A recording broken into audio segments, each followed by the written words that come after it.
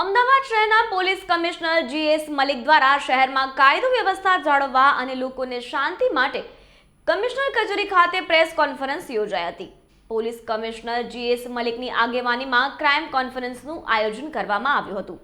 કમિશનરે શહેરના તમામ JCP, DCP, SCP, PIને કડક શબ્દોમાં કાયદાનું પાલન કરવા જણાવ્યું હતું. ક્રાઇમ રેટ અંગે વિસ્તૃત ચર્ચા કરવામાં આવી. જ્યાં જરૂર પડે ત્યાં કડક થવા સૂચન અપાયું હતું.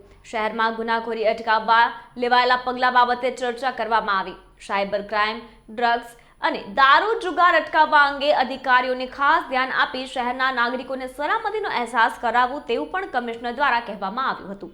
તો સાથે જ શહેરમાં વધતા જતા અકસ્માતો બાબતે ટ્રાફિક નિયમોનું પાલન કરાવવું વગેરે બાબતોની ચર્ચાઓ કોન્ફરન્સમાં કરવામાં આવી હતી. ક્રાઇમ કોન્ફરન્સ યોજવામાં આવી રહી છે. એમાં અમદાવાદના PI અને એનાથી ઊંચી દરજાના અધિકારી તમામને આપણે અહીંયા મીટિંગ યોજી રહ્યા છીએ. ક્રાઇમ કોન્ફરન્સમાં ગુનાખોરીનો શું પ્રમાણ છે, ગુનાખોરી કાબૂમાં છે, કેટલા ટકા વધ્યા ઘટ્યા છે, એ બધા ચકાસણી કરવામાં આવે છે. કાયદાની વ્યવસ્થાની ચકાસણી કરવામાં આવે છે પોલીસ સ્ટેશન વાઇઝ. અને હાલમાં બીજા જે મુદ્દાઓ છે, દાખલા તરીકે CCTV જે આપણે લગાડી રહ્યા છીએ અને જે પબ્લિકના સહયોગથી એની પણ આપણે એમની સમીક્ષા કરવામાં આવી રહી છે.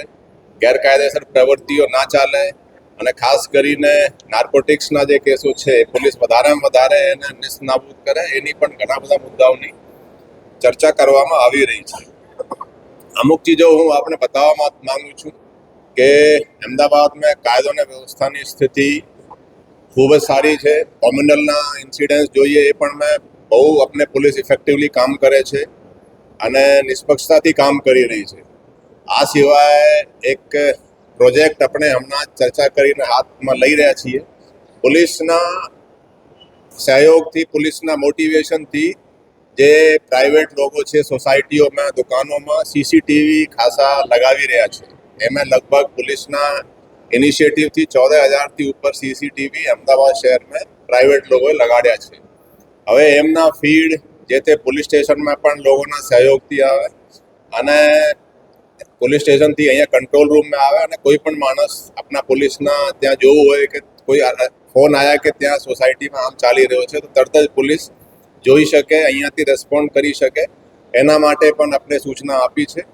પોલીસની ઇફેક્ટિવનેસ એટલી હોય કે આ અમદાવાદ આપણા ગુજરાતનો જ નહીં, ઇન્ડિયાનો સૌથી સેફ સિટી બની શકે એના માટે આપણે કાર્યવાહી કરી રહ્યા છીએ. તાજેતરમાં જ હમણાં 2025માં એક સર્વે તમે કદાચ વાંચ્યા હશે, મેં પણ વાંચ્યા કે અમદાવાદ ઇન્ડિયાનો સૌથી સેફેસ્ટ સિટી ફોર વુમન્સ એટલે મહિલાઓ માટે સૌથી સેફ સિટી ગણવામાં આવ્યા છે.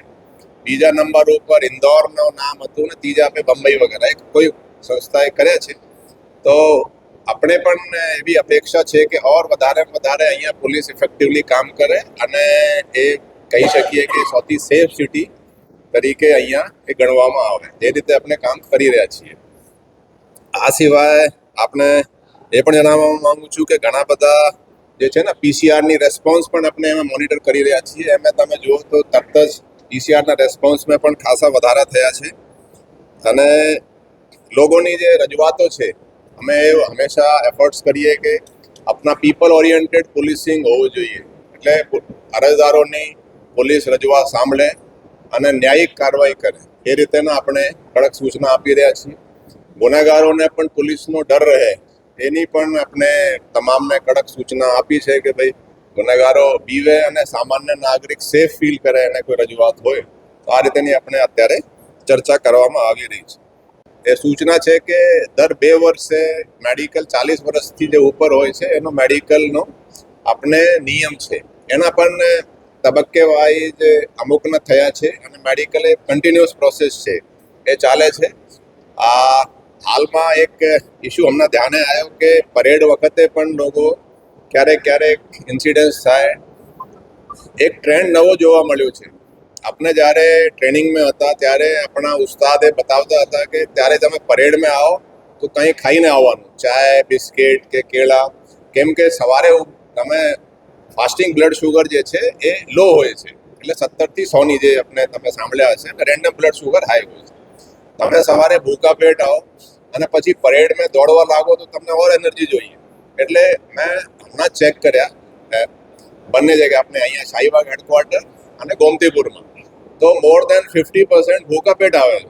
મેં કીધું કે ભાઈ આ તમે શા માટે, કેમ કે બોલે સાહેબ વજન ઓછું થાય આ રીતે ને. પણ પરેડ વખતે મેં સૂચના આપી છે કે તમામ થોડું બહુ ચાય બિસ્કિટ ખાઓ કે કેળા ખાઓ કે જે હોય ને ભૂકે પેટ પરેડ માટે આવવું જોઈએ નહીં. એ પણ એક કારણ છે. અને અમુકના તમે જુઓ તો આજકાલ ફિઝિકલ એક્ટિવિટીઝ પણ પોલીસવાળા ઓછા કરે છે, મોબાઈલમાં લાગી જાય, સોશિયલ મીડિયામાં. એટલે એ લોકોનો ફિટનેસ લેવલ જુઓ તો જનરેશન વાઇઝ કહીએ કે થોડું નબળો જ ગણાય. તેમ છતાં અમે એફર્ટ્સ કરીએ કે એક્ટિવ રહે, પરેડ વગેરે નિયમિત કરે, ફિઝિકલ એક્સરસાઇઝ કરે, એ રીતેના સૂચન પણ આપણે આપ્યા છે.